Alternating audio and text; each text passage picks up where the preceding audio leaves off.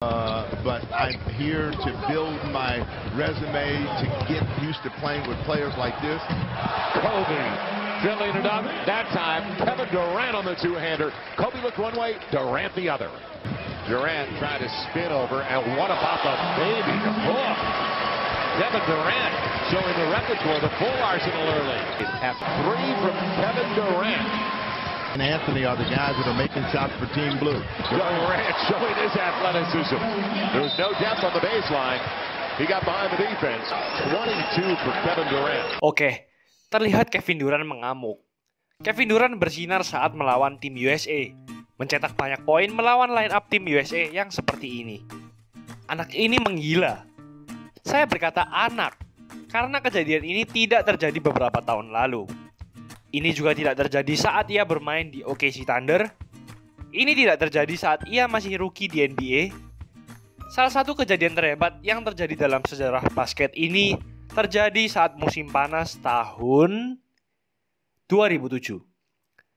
Saat Kevin Durant masih usia 18 tahun dan sebelum ia bermain satu pertandingan pun di NBA. Tahun 2007, NBA terlihat sedikit berbeda dari NBA yang sekarang. Dirk Nowitzki merupakan MVP tahun itu. Phoenix Suns merupakan tim dengan offense terbaik. Tim NBA rata-rata mencetak hanya 6 tembakan 3 angka setiap pertandingan. Dan Atlanta Hawks berada di posisi buncit. Ya, itu masih terjadi sampai sekarang. Saat musim NBA sedang berjalan, seorang pemain kurus dan langsing di posisi 4 dari University of Texas sedang panas-panasnya dan terkenal di Liga Mahasiswa. Ini jauh sebelum era di mana pemain tinggi bisa menembak. Di tahun 2007, daftar pemain yang bisa menembak 3 angka dengan konsisten sangatlah sedikit. Saking sedikitnya, tim-tim NBA tidak pernah punya pemikiran tentang hal tersebut. Tim NBA masih enggan membuat sebuah tim yang mencari pemain tinggi yang bisa menembak. Di tahun 2007, mencari pemain tinggi yang bisa menembak seperti mencari jarum di tumpukan jerami. Dan kemudian, Kevin Durant muncul dan membuat kita berpikir lagi tentang apa yang bisa terjadi. Bahkan di musim lalu, di era di mana banyak pemain tinggi yang bisa menembak, Kevin Durant masih dibilang seperti anomali dari anomali. Saat bermain di musim pertama dan satu-satunya musim di liga universitasnya, KD sudah punya skill yang membuat tim-tim NBA tidak hanya ingin mendapatkannya saat NBA Draft, tapi ia juga membuat seluruh liga berpikir lagi tentang suatu hal yang seharusnya diperhatikan. Ball handlingnya bagus, dia adalah skorer yang handal dalam tembakan 3 angka dimanapun, memimpin perolehan rebound dan blok di liga, dan mendapat penghargaan Big 12 All Defensive Team. KD menunjukkan dominasinya di Liga Mahasiswa dengan mencatat rata-rata 31 poin dan 11 rebound tiap pertandingan, serta mendapatkan NCAA Player of the Year. Pemain rookie pertama di universitas yang mendapatkan penghargaan tersebut. Durant sudah terbukti merupakan talenta terbaik di levelnya. Dan perhentian selanjutnya dalam karirnya adalah NBA. Namun, sebelum KD bermain satu pertandingan pun di NBA, ia sempat memutar jalan. Sebuah pertandingan yang terlupakan melawan USA Basketball yang berisi pemain terbaik di dunia. Musim panas 2007, di mana banyak pemain bintang yang menjadi rekan dan juga rival Kevin Durant nantinya sudah jalan terlebih dahulu. Carmelo mencatat rata-rata 30 poin tiap pertandingan. LeBron merupakan 3 kali All-Star yang mencatat 37 poin dan 7 rebound dalam satu pertandingan dan sudah pernah bermain di NBA Finals. Dan Kobe tetaplah Kobe.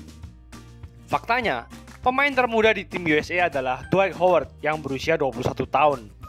Namun, dalam beberapa minggu, pelatih tim USA memutuskan untuk memberi kesempatan pada Kevin Durant yang saat itu berusia 18 tahun untuk ikut berlatih dan bergabung dalam tim untuk menunjukkan kebolehannya. Kevin Durant diberi kesempatan duduk di bench menyaksikan pemain-pemain terbaik di dunia untuk bermain.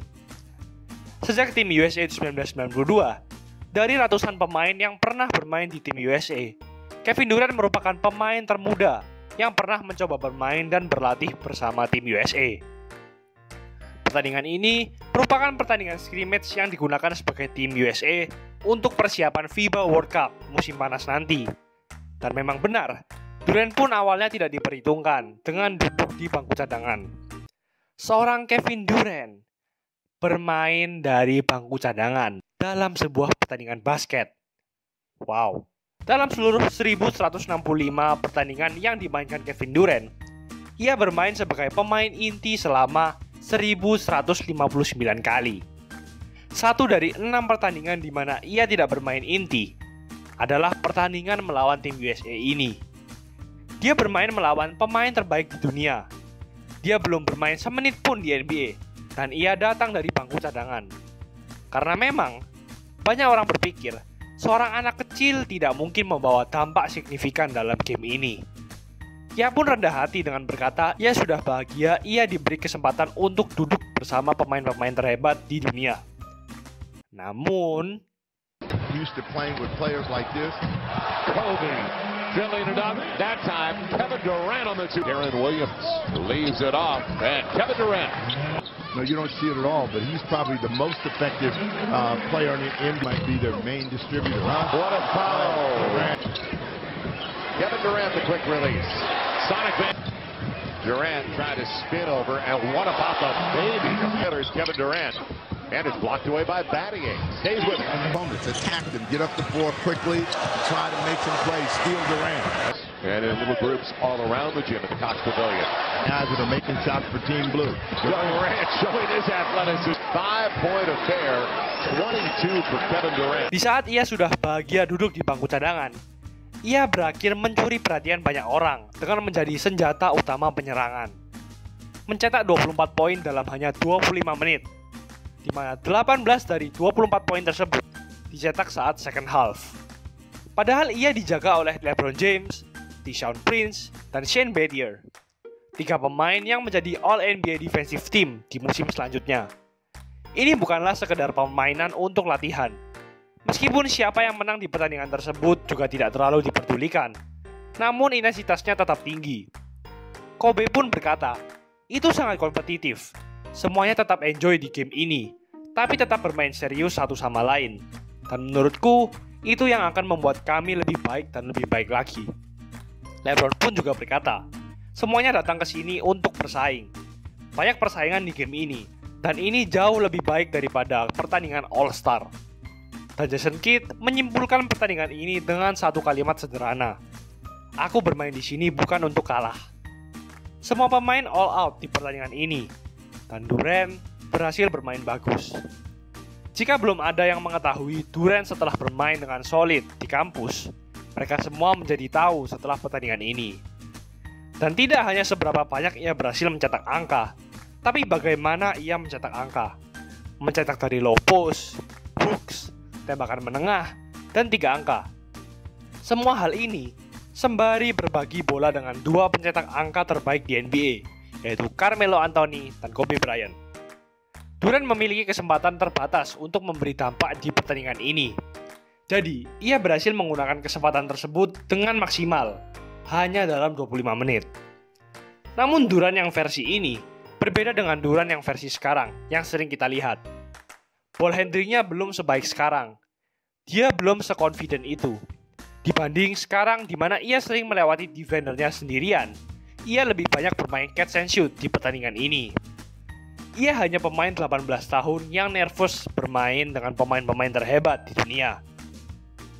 Namun perbedaan signifikan KD yang dulu dengan KD yang sekarang adalah tinggi badannya. Saat KD masuk ke NBA, ia dicatat dengan tinggi 205 cm. 13 tahun kemudian, tinggi Durant menjadi 213 cm. Penjelasan umumnya adalah ia berbohong tentang tingginya, karena ia ingin bermain di garis 3 angka dan tidak ingin selalu bermain di post. Namun saat Anda melihat klip di pertandingan ini, Durant sepertinya memang terlihat lebih pendek dari yang kita lihat sekarang. Ini adalah Kevin Durant tepat di sebelah LeBron. KD hampir terlihat lebih pendek darinya. Di sini Durant di sebelah Shane Battier bertinggi 203 cm. Kevin Durant seperti pemain bertinggi rata-rata di tahun 2007 ya. Ini adalah artikel yang mengatakan tinggi KD di angka 196 cm saat senior di SMA. Bandingkan artikel tadi dengan tingginya yang sekarang di mana Durant 90% selalu menjadi pemain tertinggi di lapangan. Dan Anda sadar bahwa KD tidak pernah berbohong tentang tingginya. Faktanya, mungkin ia tidak pernah bertinggi 205 cm saat di draft di NBA. Namun, ia telah bertumbuh 8 cm sejak ia masuk ke NBA. Jadi, apa yang Anda dapat ketika Anda menambahkan 8 cm tinggi badan ke seorang anak 18 tahun penembak jitu? Yap, Anda mendapat salah satu pemain terbaik dalam sejarah. Untuk pemain rata-rata NBA, membutuhkan beberapa tahun untuk membuat perbedaan di NBA. Untuk pemain lumayan, hanya butuh 1 musim. Untuk pemain hebat, hanya butuh beberapa bulan. Untuk Kevin Durant, itu bahkan tidak butuh 1 pertandingan pun. Itulah ulasan mengenai episode kali ini. Jangan lupa like, komen, dan subscribe agar channel ini bisa berkembang dan menghasilkan video menarik lainnya. Thanks for watching. I'll see you in the next video.